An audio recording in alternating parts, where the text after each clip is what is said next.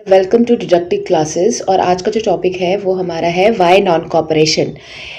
तो यहाँ पे हम देखेंगे in his famous book Hind Swaraj 1909 Mahatma Gandhi declared that British rule was established in India with the cooperation of Indians.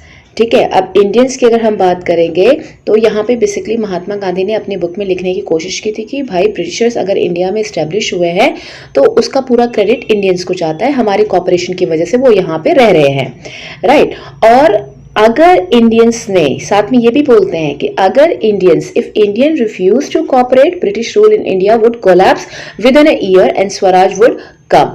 और साथ में ये भी बोलते हैं कि अगर जो इंडियंस हैं वो उन्हें कॉपरेट करने से मना कर दें, मदद करने से उनकी मदद मना कर दें, तो जो ब्रिटिश रूल है वो इंडिया में साल भर के भीतर भीतर खत्म हो जाएगा और कोलैप्स हो जाएगा उनका शासन और हमारे यहाँ पे स्वराज आ जाएगा। Swaraj it means self independence. ठीक है, अब जरा यहाँ पे हम इस पैराग्राफ में आते हैं। यहाँ पे क्या बोला गया है कि how could non cooperation become a movement. अब पूरा नॉन कॉपरेशन के बारे में दिया है कि नॉन कॉपरेशन कैसे मूवमेंट बना, कैसे गांधी जी ने प्रपोज किया कि मूवमेंट डिफरेंट डिफरेंट स्टेजेस में होना चाहिए।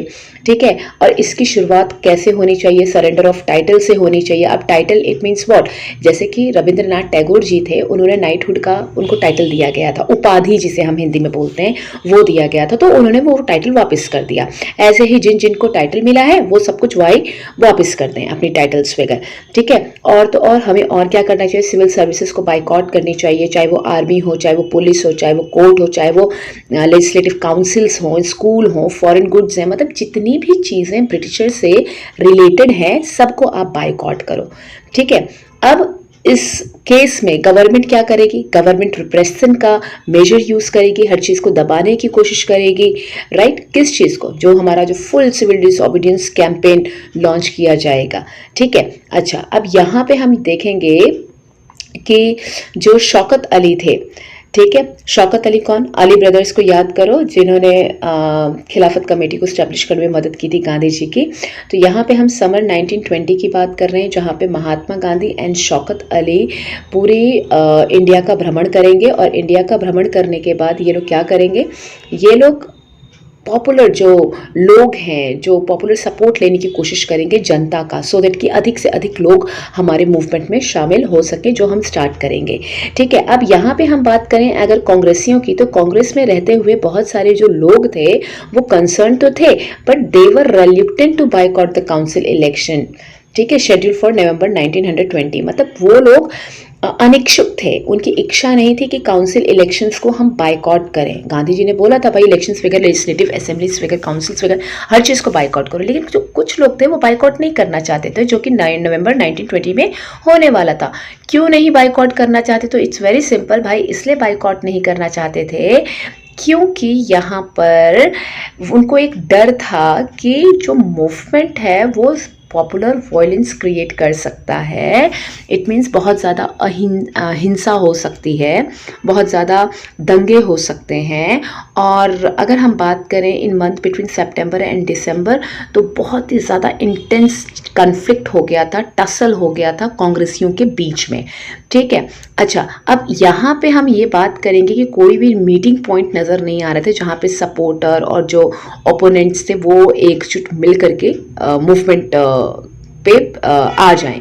तो फाइनली हुआ क्या कि कांग्रेस का सेशन होता है, बहुत ही इंपॉर्टेंट सेशन है बेटा ये नागपुर का, दिसंबर 1920 का, जहाँ पे नॉन कॉपरेशन प्रोग्राम को अडॉप्ट किया जाएगा। एमसीक्यू में आ जाता है, मैप वर्क में ये जो सेशन है महाराष्ट्र में नागपुर पड़ता है, महाराष्ट्र के नॉर्दर्न ईस्टर्न पार्ट में नागपुर पड़ता है, तो ये हमारा लोकेट करने के लिए भी आता है। तो इसी सेशन में हमने क्या किया था, नॉन कॉपरेशन को अडॉप्ट किया था। ठीक है, अब यहाँ पे हम देखेंगे क्या, हम यहाँ पे देखेंगे how did the movement unfold, who participated in it, how did different social groups conceive of idea of non corporation. तो यहाँ पे हम बात करेंगे कैसे डिफरेंट डिफरेंट लोगों ने नॉन कॉपरेशन के जो आइडियाज़ थे उनको कंसीव किया। तो यहाँ पे हम देखते हैं, यहाँ पे हम जगह जगह बात करेंगे कि कैसे कैसे लोगों ने नॉन कॉपरेशन को अपने अकॉर्डिंग लिया। तो नॉन कॉपरेशन की अगर हम बात करते हैं, differing strands with in the movement में अलग अलग तरीके की चीज़ें हमें देखी गई। तो द नॉन कॉपरेशन खिलाफत मूवमेंट कब शुरू हुआ? 1921 में। 1920 में भाई इसे अडॉप्ट किया था। कहाँ पे अडॉप्ट किया था? नागपुर के सेशन में अडॉप्ट किया था। तो इस चीज़ को आप याद रखेंगे, ठीक है। अच्छा, अब हर किसी ने रिस्पॉन्ड किया स्वराज की कॉल के लिए, लेकिन अलग अलग चीज़ अलग अलग लोगों के लिए थी, ठीक है। हम बात करेंगे मूवमेंट इन टाउन। टाउन में बेसिकली ये कैसा था उसकी हम बात करेंगे। यहाँ पे हम बात करेंगे कि तो मूवमेंट जो था वो मिडिल क्लास के पार्टिसिपेशन से स्टार्ट हुआ शहरों में। बहुत सारे जो बच्चे थे उन्होंने गवर्नमेंट कॉलेज छोड़ दिए, स्कूल छोड़ दिए, कॉलेजेस छोड़ दिए, ठीक है। हेडमिस्टर्स थे, टीचर्स थे, उन्होंने रिज़ाइन कर दिया। लॉयर्स ने अपनी लीगल प्रैक्टिसेस को बेसिकली गिव अप कर दिया, मतलब छोड़ दिया सब कुछ करना। और काउंसिल इलेक्शंस को बाइकॉट किया बहुत सारी प्रोविंसेस में, एक्सेप्ट मद्रास को छोड़ करके। वाई मद्रास? मद्रास में बेसिकली जिसे हम आजकल चेन्नई बोलते हैं, हम उसकी बात करें, वहाँ काउंसिल ऑफ इलेक्शंस को, मतलब कि वहाँ पे काउंसिल ऑफ इलेक्शंस को नहीं बाइकॉट किया, उसके अलावा बाकी जगह बाइकॉट किया गया। अब क्यों नहीं बाइकॉट किया? रीज़न था क्योंकि वहाँ की जो जस्टिस पार्टी थी ना, वो नॉन ब्राह्मण्स की थी। नॉन ब्राह्मण्स मतलब एससीज एंड एसटीज वगैरह होंगे वहाँ पे। और उनका ये कहना था कि वो भी अपने अकॉर्डिंग सही सोच रहे थे कि भाई अगर काउंसिल में हम एंट्री करते हैं, पार्लियामेंट लेजिस्लेशन में हम एंट्री करते हैं, तो वही एक तरीका है जिससे हम पावर में आ सकें। क्योंकि पावर में पहले कौन होते थे? सिर्फ ब्राह्मण्स होते थे। अब ब्राह्मण्स ने तो आने से मना कर दिया, तो ये लोग इसका मौके का फ़ायदा उठाना चाहते थे। इनकी ये सोच थी कि अगर हम इलेक्शन लड़ते हैं, हम जीत जाते हैं, तो काउंसिल में हम घुसेंगे और हमारे पास पावर हो जाएगी, जो कि पहले हमारे पास कभी भी नहीं थी। अब इसकी बात करते हैं, अगर हम इफ़ेक्ट की बात करते हैं नॉन कॉपरेशन की, तो इफ़ेक्ट क्या पड़ा वो देख लेते हैं, वो भी इकोनॉमिक फ्रंट पे। तो ये पूरा का पूरा पैराग्राफ अपने आप में बहुत इंपॉर्टेंट हो जाता है बच्चे। क्या?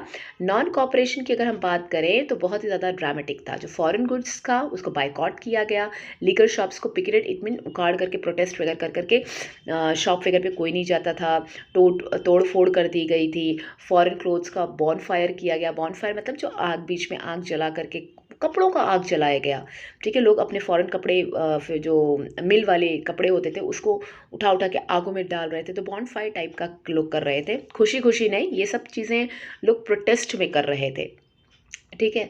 तो जो फॉरेन क्लोथ का जो आयात था, इंपोर्ट था, इंपोर्ट मतलब जो बाहर से हम कपड़े मंगाते थे, वो हाफ हो गया 1921 और 22 के बीच में। अब जो उसका वैल्यू था वो ड्रॉप हो गया। जहाँ पहले 102 करोड़ पैसा हम लोग लगाते थे, अब वो सिर्फ हमारा 57 करोड़ लग रहा था। बहुत सारी जगह पे जो मर्चेंट्स थे, ट्रेडर्स थे, उन्होंने ट्रेड करने से ही मना कर दिया कि हम भाई फॉरेन गुड्स वगैरह में अपना फाइनेंस वगैरह फॉरेन ट्रेड के साथ करेंगे ही नहीं, ठीक है। अब धीरे धीरे जब बाइकॉट मूवमेंट स्प्रेड हो रहा था और लोगों ने डिस्कार्ड करना शुरू कर दिया इंपोर्टेड क्लोथ्स को, और लोगों ने ये बोला सिर्फ भाई हम इंडियन कपड़े पहनेंगे, और production of Indian textile mills and handloom went up. और इससे क्या होगा? हमारी इंडस्ट्री को फ़ायदा होगा, इंडियन मिल्स को फ़ायदा होगा, हैंडलूम हमारा क्या होगा? वो बढ़ेगा। तो ऐसा ही हुआ। लेकिन क्या ये वाकई में बहुत सक्सेसफुल रहा? Then the answer is no, बिल्कुल नहीं। ये मूवमेंट धीरे धीरे सिटी में स्लो डाउन होने लगा, जिसके बहुत सारे रीज़न थे। पहला रीज़न ये था आपका, ये बहुत बार क्वेश्चन आता है, what is the reason behind the slow down of non cooperation movement in cities? तो first reason is khadi cloth was costly और एक्सपेंसिव। अब एक्सपेंसिव था तो एक जो हमारी उस वक्त की जो भूखी नंगी जनता थी, वो बेसिकली खादी कैसे पहने? खादी तो बहुत कॉस्टली होता है, आज की डेट में जो लिनन होता है बहुत कॉस्टली होता है। तो हमने क्या बोला, चलो कुछ दिनों तक हमने खादी नहीं पहना, लेकिन कब तक? फाइनली कपड़े तो पहनने थे, उतना पैसा नहीं था हमारे पास, तो हम लोग वापस से मिल वाले कपड़ों पे आ गए, ठीक है, पहला। दूसरा हम ये बोलेंगे, उस वक्त कोई भी ब्रिटिश इंस्टीट्यूशन का सब्स्टिट्यूशन इंडियन इंस्टीट्यूशन नहीं था। तो आप सिंपल से ये बोलेंगे, there were no alternative in British institution, ठीक है, या there were no Indian institution. Second point आपका ये हो जाएगा, कब तक कोई अपने बच्चों को घर में बैठा करके पढ़ाता? कब तक कोई टीचर्स ब्रिटिश स्कूल्स में जॉब नहीं करते? फाइनली पैसे तो कमाने थे ना, तो लोगों ने वापस से ब्रिटिशर्स के कॉलेजेस और स्कूल्स में दाखिला लेना शुरू कर दिया। एंड लास्ट, अनएम्प्लॉयमेंट भाई बढ़ गया था। अनएम्प्लॉयमेंट बढ़ेगा तो खाने की दिक्कत होगी, तो कोई कब तक घर में बैठता? फाइनली लोगों ने एम्प्लॉयमेंट करना शुरू कर दिया इन लोगों के पास, और इस ढंग से नॉन कॉपरेशन हमारा क्या हुआ? ख़त्म ख़त्म ख़त्म ख़त्म कम कम कम होने लगा। ठीक है, रिबेलियन बात करेंगे। रिबेलियन इन कंट्री साइड में बेटा हम तीन चीज़ें पढ़ेंगे। कैसे तीन चीज़ें पढ़ेंगे, सुनने की कोशिश करो। पहला हमारा आएगा ए ए ए ए फॉर, हम बात करेंगे अवध। ठीक है, सबको पता है अवध क्या है। अवध बेसिकली यूपी का एक हिस्सा था, लखनऊ वाला पोर्शन था, अयोध्या वाला पोर्शन था। तो ट्रिपल ए को आप याद करेंगे, ट्रिपल रिबेलियन जो था हम यहाँ पे ट्रिपल ए में पढ़ेंगे। A for Awadh, A for Andhra Pradesh और ए फॉर असम। जब भी ये क्वेश्चन आता है ना तो आपने ट्रिपल ए को मेंशन करना है। किसकी बात कर रहे हैं, इसकी बात कर रहे हैं। ठीक है, रिबेलियन इन कंट्री साइड। अब यहाँ पे हम रोल पढ़ेंगे भाई, कैसे स्ट्रगल था पीजेंट्स का, कैसे रोल था ट्राइबल्स का। ठीक है, कैसे लोग था प्लांटेशन वर्कर्स का। तो अब ये पूरा का पूरा पैराग्राफ बच्चा हमारा अवध का होगा। तो अवध में बात करेंगे, यहाँ पे एक एंट्री होगी बाबा रामचंद्र की, जो एक सन्यासी थे और फिजी में बहुत पहले एक इंडेंजर्ड लेबरर थे। ठीक है, अब ये जो यहाँ पे मूवमेंट होगा वो तलुकदार के अगेंस्ट होगा, लैंडलॉर्ड के अगेंस्ट होगा। अब सुन लो, तलुकदार और लैंडलॉर्ड्स कौन होते हैं। ज़मींदार टाइप के जो लोग होते हैं, जो लोगों से टैक्सेशन वसूल करते हैं, पैसा लेते हैं, रेंट पे ज़मीनें देते हैं, लोगों से बेगार लेते हैं। बेगार मतलब ज़बरदस्ती काम कराते हैं बिना किसी वेतन के, बिना किसी छुट्टी के। वेतन मतलब पैसे के। ठीक है, अब यहाँ का जो पीजेंट है, पीजेंट्स को यहाँ पे बेकार करना पड़ता था क्योंकि इनको ज़बरदस्ती काम करवाया जाता था बिना किसी पेमेंट के। अब यहाँ पे टीनेंट्स के पास कोई भी बेटा सिक्योरिटी नहीं होती थी उनके टेन्योर की, उन्हें कभी भी उनके खेतों से निकाल दिया जाता था। राइट, अब पीजेंट्स क्या करेंगे, वो मूवमेंट करेंगे, डिमांड करेंगे कि भाई उनका रेवेन्यू में कुछ रिडक्शन किया जाए, बेगार को एबॉलिश किया जाए। ठीक है, सोशल बाइकआउट कर देंगे जितने भी लैंडलॉर्ड्स थे, ज़मींदार थे, इनके जो ऑप्रेसिव जो अत्याचार था उसके खिलाफ। यहाँ पे जो नाई धोबी थे वो हर जगह अपने काम को ठप कर देंगे।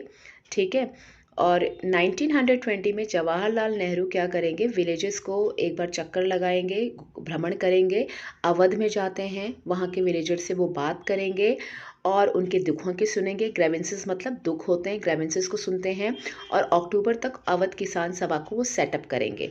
और इस सेटअप को करने के लिए बाबा रामचंद्र और कुछ लोगों के साथ वो जाते हैं, मतलब कि अवध किसान सभा को हेडेड करने वाले जवाहरलाल नेहरू थे, स्टैब्लिश करने वाले जवाहरलाल नेहरू थे, इनके साथ बाबा रामचंद्र भी होंगे। कुछ महीनों के भीतर भीतर 300 ब्रांचेस इसकी और सेटअप हो जाती हैं विलेजेस में, उस आसपास के इलाकों में, और नॉन कॉपरेशन शुरू हो जाता है। यहाँ पे बात करें तो जो कांग्रेस होती है, जो पीजेंट्स स्ट्रगल करेंगे, एक वाइडर स्ट्रगल होगा और पीजेंट मूवमेंट कहलाएगा। और हम ये बोल सकते हैं कि कांग्रेस के अंडर ये जो मूवमेंट था वो डेवलप होगा। ठीक है, लेकिन जो कांग्रेसिस थे क्या वो बहुत खुश थे, तो आंसर है नहीं भाई, नहीं खुश थे। ठीक है, बहुत जगह 1921 में होगा क्या, हाउसेस ऑफ तलुकदार मर्चेंट्स को के हाउसेस को अटैक किया जाएगा। बाज़ार्स में जो थे हमारे मार्केट्स, वहाँ पे लोग लूटपाट करेंगे और बहुत सारे प्लेसेस पे जो लोकल लीडर्स होंगे वो पीजेंट्स को बताएंगे कि गांधी जी ने डिक्लेयर कर दिया है कि आपको टैक्सेस नहीं देने पड़ेंगे और ज़मीनें जो हैं वहाँ पे रीडिस्ट्रीब्यूशन होगा गरीबों के बीच में। और महात्मा गांधी का नाम अब जगह जगह हर तरीके से हर लोग अपने एक्शंस के लिए ले रहे थे। ठीक है, तो ये एक र्यूमर था लेकिन फिर भी लोग ये काम कर रहे थे। ठीक है, यहाँ पे हम ट्राइबल पीजेंट की बात करेंगे। ट्राइबल पीजेंट की अगर हम बात करेंगे तो आंध्र प्रदेश की बात करेंगे, गुडाम हिल्स की बात करेंगे, जहाँ पे गुरल्ला मूवमेंट स्प्रेड होगा। और यहाँ पे जो फॉरेस्ट को कॉलोनियल गवर्नमेंट ने कैटेगराइज किया था, कुछ फॉरेस्ट ट्रैक को रिजर्व फॉरेस्ट वगैरह बना दिया था, वहाँ से लोगों को जंगलों से निकाल दिया था और उनके ही जंगलों में उन लोगों को फ्यूल वुड और फ्रूट्स लेने के लिए मना कर दिया था, उनका लाइवलीहुड छीन लिया गया था। तो जो हिल वाले पीपल थे वो एनरेज्ड हो जाएंगे, क्रोध हो जाएंगे, अपने राइट के, ट्रेडिशनल राइट के लिए वो लड़ेंगे। ठीक है, और यहाँ पे गवर्नमेंट ने इनको बेगार में डाल दिया कि भाई आपको बेगार करना पड़ेगा। बेगार वही ज़बरदस्ती का जो जॉब होता है, हम उसकी बात कर रहे हैं, बिना छुट्टी के, बिना पेमेंट के। तो उनको रोड बिल्डिंग्स वगैरह में, कंस्ट्रक्शन में आपको हम लगाएंगे बेगार में।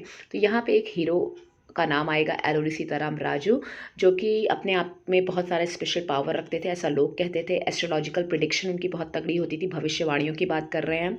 और यहाँ पे हम और बात करेंगे कि वो कई बार प्रोक्लेम कर चुके थे लोग इन्हें कि भाई ये इनकारनेशन ऑफ गॉड है। इनकारनेशन ऑफ गॉड मतलब कि भगवान का रूप है, ठीक है।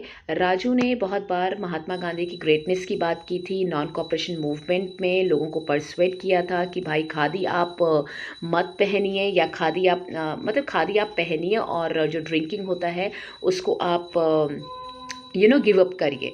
लेकिन अगर हम बात करेंगे कि वो नॉन वायलेंस को क्या फॉलो करते थे, तो नहीं भाई, नॉन वायलेंस को फॉलो नहीं करते थे। Although he was a supporter of Gandhi ji, लेकिन नॉन वायलेंस को बिल्कुल सपोर्ट नहीं करते थे। और गुरुग्राम रिबेल की बात करें तो वहाँ पे पुलिस स्टेशन पे अटैक किया गया, ब्रिटिशर्स को मारने की कोशिश की गई, और गुरिल्ला जो वॉर थे वो किया गया स्वराज को अचीव करने के लिए। फाइनली राजू को कैप्चर किया गया और 1924 में उन्हें एग्जीक्यूट कर दिया, फांसी की सज़ा दी गई। और कुछ दिनों के बाद अगर हम बात करें वो एक फोक हीरो बन के रह गए। स्वराज इन प्लांटेशन बेटा हम नेक्स्ट लेक्चर में करेंगे, आज के लिए इतना काफ़ी है। Thank you.